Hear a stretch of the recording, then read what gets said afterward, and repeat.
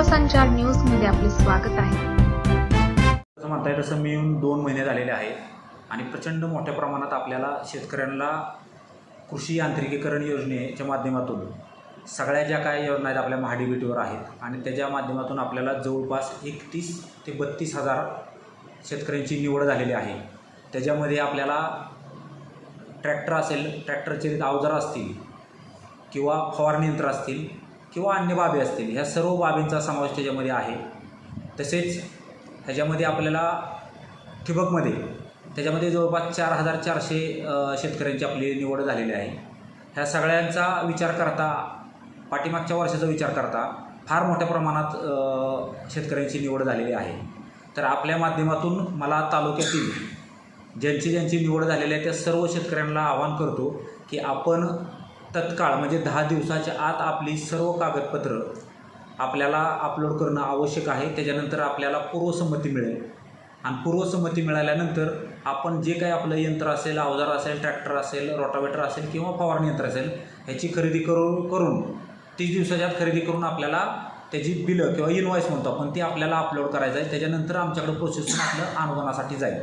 सध्या तुम्ही सांगताय 10 दिवसाचा कालावधी त्याच्यासाठी आहे, पण आता उद्यापासून दीपावलीच्या सोमवारपासून सुट्ट्या लागणार आहेत आणि त्याच्यामध्ये जो अपलोड शेतकऱ्यांना जी कागदपत्र करायचे आहेत त्या संदर्भात बी ती सर्व्हर डाऊन असल्यामुळं अपलोड काय होत नाही.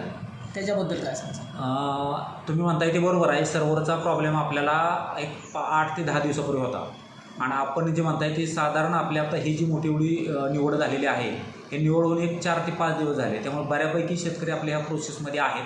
दुसरी बाब, आपल्या शेतकऱ्यांना बऱ्याचशा काय बाबी ह्यातल्या माहीत नव्हत्या.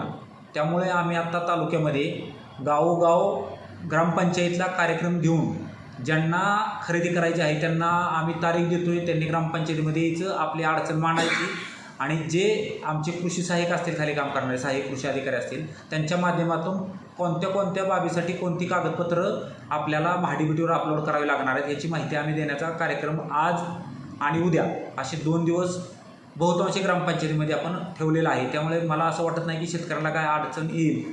तरीसुद्धा काही ठिकाणी अडचण आली तर शेतकऱ्याने आमच्या कृषी सहाय्यकांशी संपर्क करावा असे मी आपल्या माध्यमातून आवाहन करतो. 2 दिवस झालं शेतकऱ्यांना सातबाऱ्याची अडचण यायला लागलेली आहे. सातबारा ऑनलाईन सातबारा मिळत नाही, कारण त्याच्या सर्व्हरला इयर आला असं सातबारा काढायला गेल्यानंतर शेतकऱ्यांना सांगण्यात येत आहे. काही अडचण नाही. शक्यतो शेतकऱ्याकडं आपल्याकडं जुने सातबारे 3 महिन्याच्यातला असला आम्हाला तरी चालतो आहे सातबारा, तशी काही अडचण येणार नाही. पण सर्व्हर झाल्यानंतर चालू केलं तरी त्यांनी अपलोड करायला काही अडचण येणार नाही.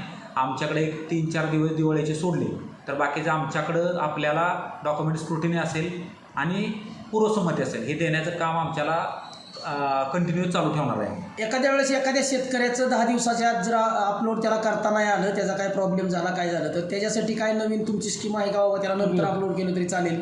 सध्या तशी काही नाही, पण अशा ठिकाणी कुठं अडचण येत असेल तर ते शेतकऱ्यांनी आमचे कृषी सहाय्यकांना आमच्याशी संपर्क करावा. ओके, धन्यवाद. एका शेतकऱ्याला 4 ते 5 अवजारांची मंजुरी मिळालेली आहे. मग त्या शेतकऱ्याला ती 5ही अवजारं मिळणार का? एकच मिळणार. एका वर्षामध्ये शेतकऱ्याला एका प्रकारची एकाच अवजाराची खरेदी करता येते किंवा जास्तीत जास्त 1 लाखापर्यंत खरेदी करता येते वेगवेगळ्या अवजाराची. त्याच्यापेक्षा जास्त एका कुटुंबात आपल्याला कुणालाही खरेदी करता येत नाही किंवा आपल्याला परमिशन मिळत नाही. म्हणजे एका कुटुंबाला फक्त एकच लाभ देता येतो? हां, 1 लाभ देता येतो. कुटुंबाची व्याख्या म्हणजे पती, पत्नी आणि अविवाहित मुले. ओके, धन्यवाद. राज्यातील महत्त्वाच्या आणि आपल्या भागातील ताज्या बातम्या पाहण्यासाठी आजच आमच्या विश्वसंचार न्यूज यूट्यूब चॅनलला सबस्क्राईब करा व बेल आयकॉन प्रेस करा.